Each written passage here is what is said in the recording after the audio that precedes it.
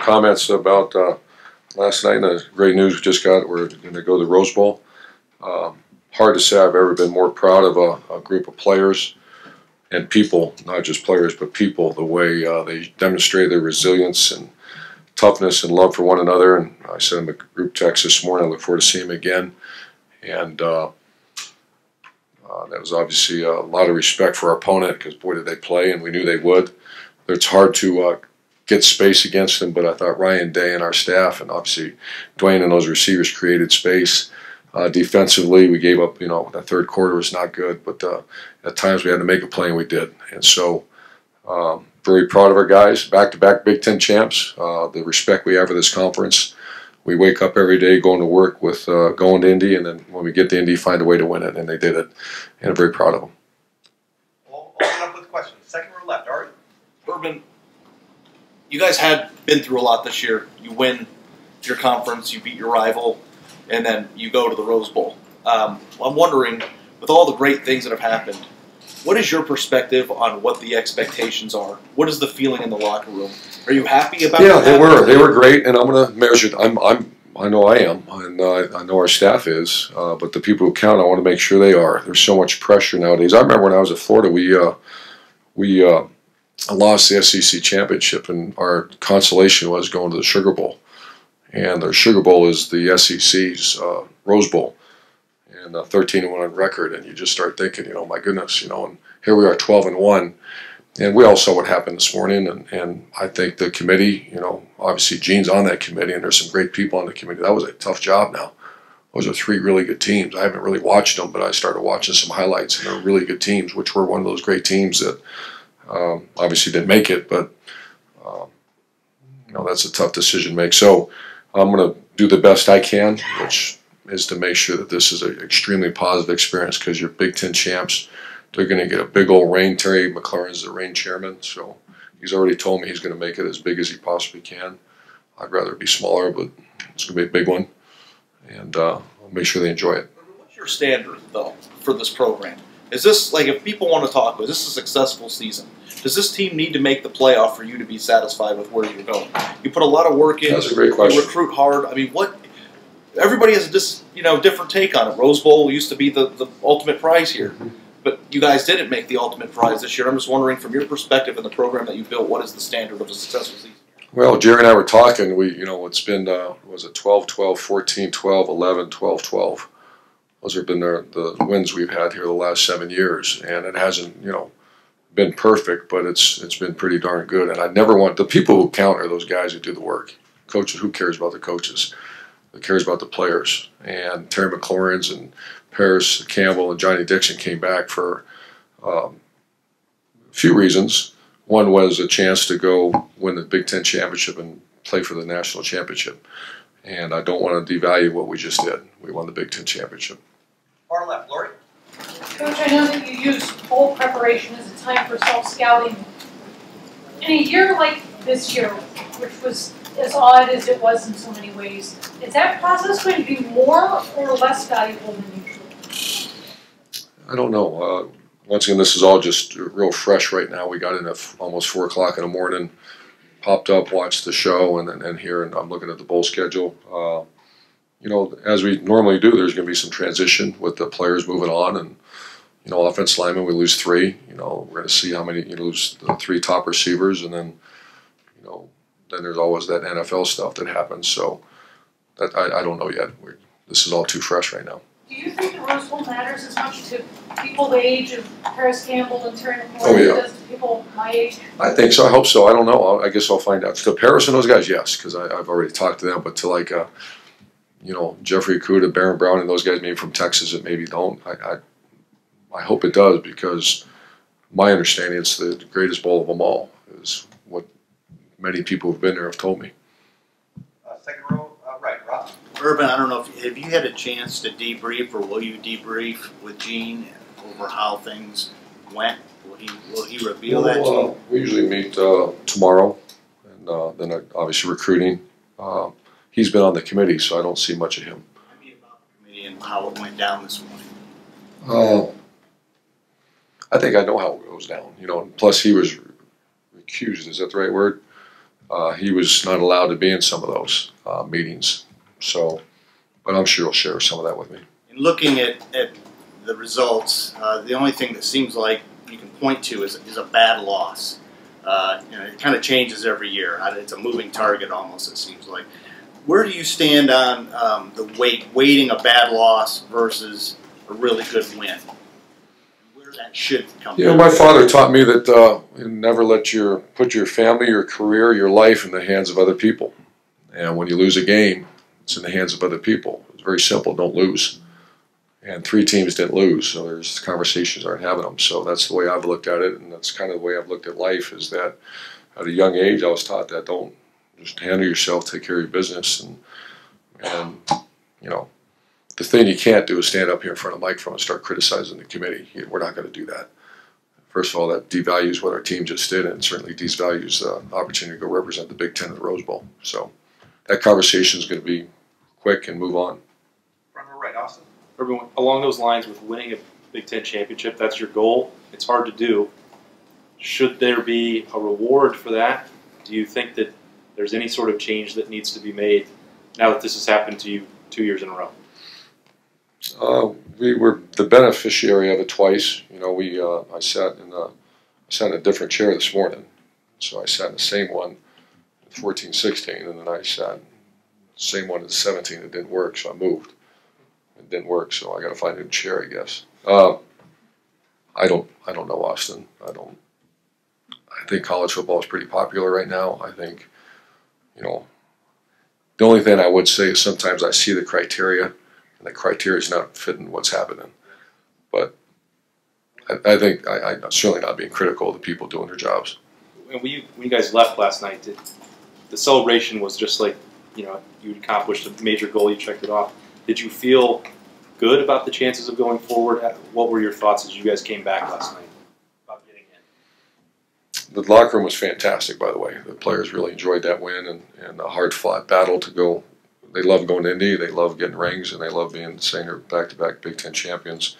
I was worried when I saw that Oklahoma, I understood Texas ran a kickoff back and there was a penalty or something. Someone texted me, I didn't see it. But after the game, when I saw the score, they beat a pretty good Texas team. Yep. Urban, you were 8 through 12 years old when Ohio State went to the Rose Bowl 4 years in a row.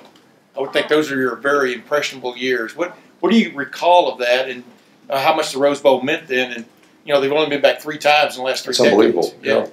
I do remember watching the Rose Bowl and watching the Rose Bowl parade, and Woody Hayes and the great players, the Buckeyes going out there, and I can't remember, was it USC every one of those 4 years, or it seemed like every time I was on. UCLA won, I got that visual of USC and Ohio State playing in the Rose Bowl as a kid growing up, and I'm sure everybody in Ohio does. But did you look forward to possibly one day being a part of it? Yeah, I dreamt of it. And we came close a few times. I know at Florida one time I thought we were close to going, and then here in 14 I thought we were going. And there was one other time that I thought we were going, and we didn't. And no disrespect to the other bowl games because they're awesome, but the Roses are kind of the one that we've always looked forward to. Dwayne Haskins Jr., does he deserve to be in New York? He'll be in New York. I know. As you look back on it now, what just jumps out at you about his performance? And yeah, that's one of the best performances in the last 2 weeks in college football history, and I've been lucky. I've been there with Alex Smith. I've been there with Tebow 3 times. I kind of thought the other guys should have had a chance. I don't know why they cut that list. Usually they brought 5 guys, and now JT I thought should have went. Braxton Miller one year I thought should have went. I think that's such an incredible experience for those players to bring them. But he's going one way or the other. I'll fly him there myself. The way he played and his stats against those other quarterbacks, he's got to go to New York. I don't know if he'll win it. I don't know who's making those decisions. Far left, Doug. Urban, I think you're uniquely positioned to talk about this idea, and I know it's hard, but in the 3 years you guys haven't made the playoff, you were number 5, number 6, and number 7. You're right there every time, right? Just the idea of the teams you had those years, this is one of those years, do you think it would make sense to expand the playoff at all? Because these teams, and did you think, yeah, this team is worthy of being able to compete for a title, let's go to more than 4?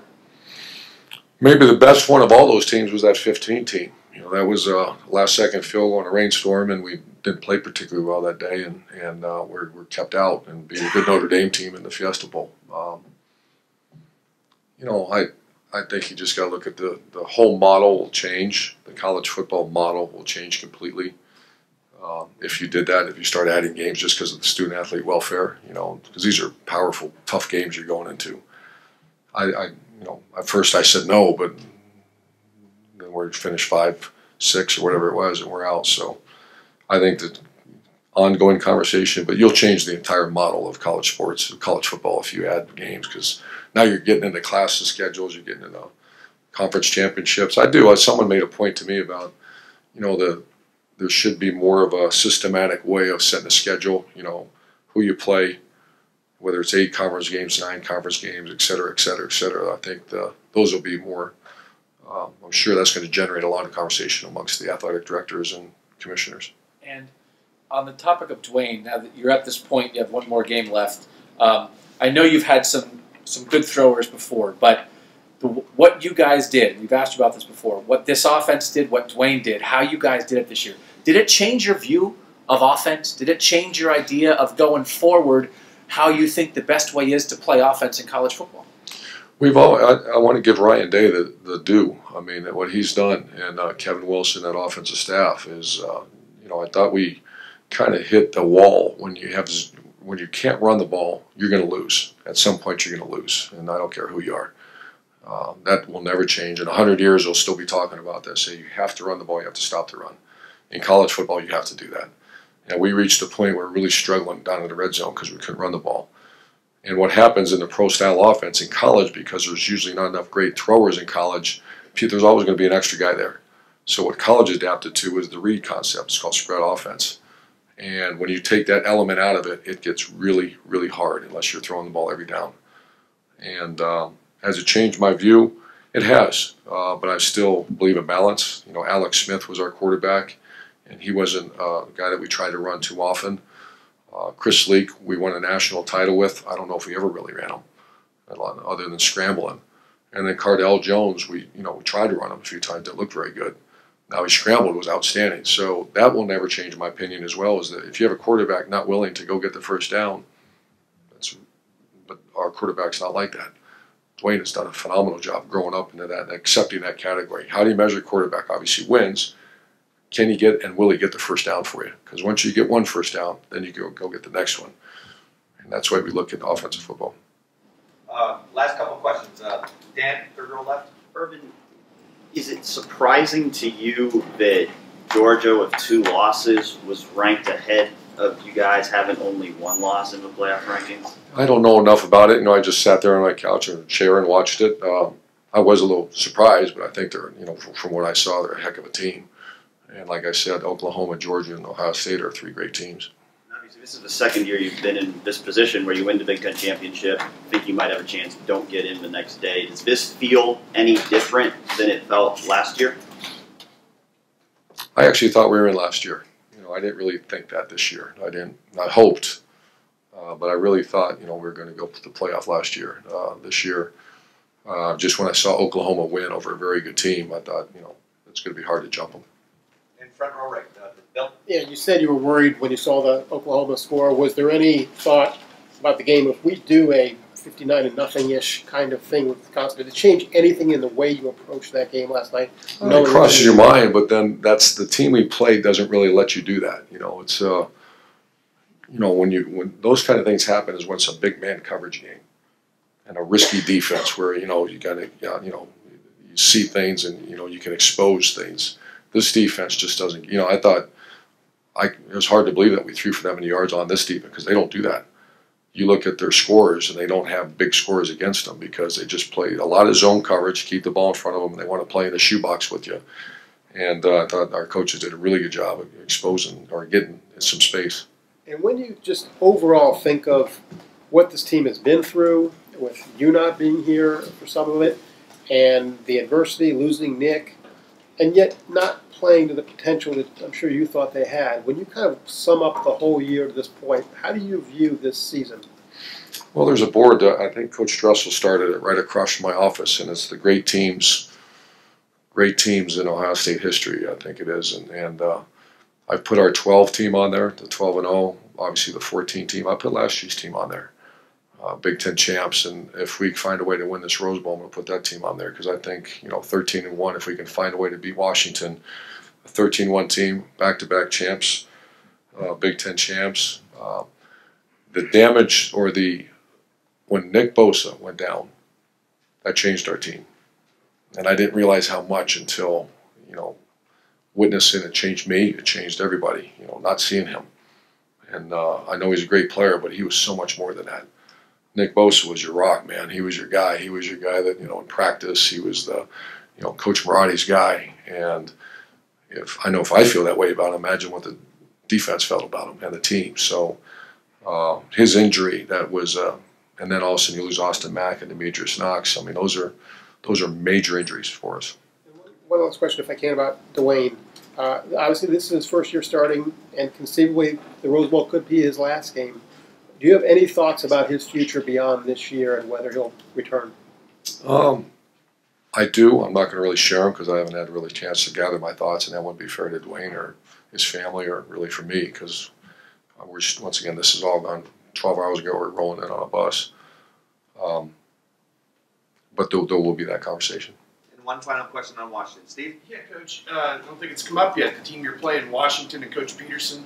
What do you know about Coach Peterson? I mean, he did a great job at Boise and has now won 2 Pac-12s, I think, at Washington. And the quarterback is similar to the guy you just played, 52 straight starts. And I don't know, just your overall thoughts on Washington, Coach Peterson. Yeah, I've known Coach Peterson forever. I knew him way back when he was an assistant at Boise. And so we're very, very good friends. Our families are very close. And I haven't talked to him yet. I'm sure I'll talk to him today or tomorrow. But I don't really know. I know him, and I know his style of play. Obviously, it's from everything I'm hearing, they're one of the top defenses in America. So we get to see that again. But I'm sure it'll be a great team. Obviously, Pac-12 champs and great coach, great players.